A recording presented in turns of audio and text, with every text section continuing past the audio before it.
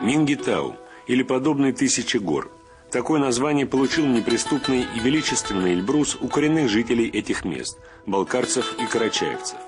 Эта гора – потухший вулкан, самая верхняя точка которого находится на высоте 5642 метра над уровнем моря. Здесь сосредоточено огромное количество ледников. Снежную шапку Эльбруса называют Малой Антарктидой. С давних пор разные народы выражали свое почтение к высочайшей горе Европы, мечтая покорить ее двуглавую вершину. Первые упоминания об Эльбрусе известны с XIV века, со времен похода Амира Тимура на Кавказ. Легенда гласит, что у него была мечта не только покорить народы, но и покорить Эльбрус и совершить там намаз. Историки не располагают данными, удалось ли Тамерлану это сделать или нет. Официально Эльбрус впервые был покорен экспедицией Русского географического общества под руководством генерала Эммануэля. В ее составе был проводник Килар Хачиров. Он оказался единственным, кому удалось тогда дойти до восточной вершины Эльбруса. Это произошло 10 июля 1829 года. После этого в 1868 году приезжали иностранные альпинисты, проводником в эту экспедицию дали Ахию Соттаева. И вот Ахия Соттаев, житель Урузбийского общества, считается первым покорителем обеих вершин. С тех пор на самую высокую гору Европы были организованы тысячи различных экспедиций. Одну из них, конное восхождение на Эльбрус, в конце 20 века провел коневод Клыч Герей Урусов. Для передвижения по льду лошадям надевали специальные подковы, а на 4-километровой высоте всадники столкнулись с новыми трудностями.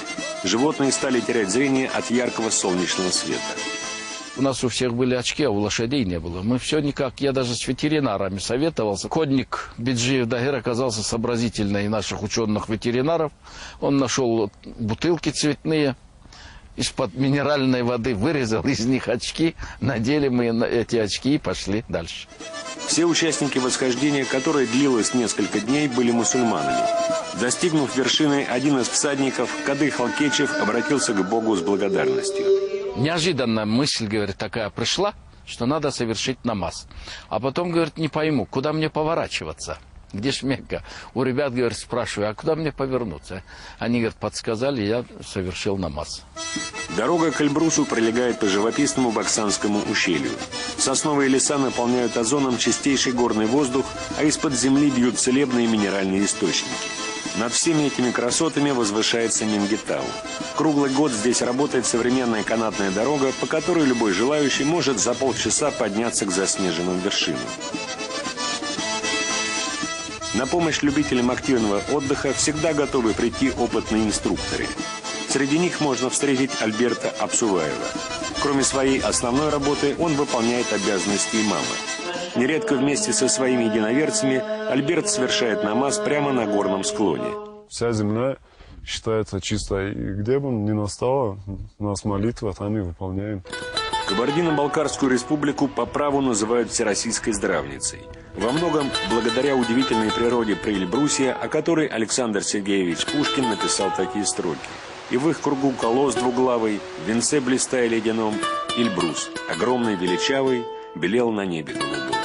Андрей Шелков, Рафик Галеев, телеканал «Россия» из Кабардино-Балкарии.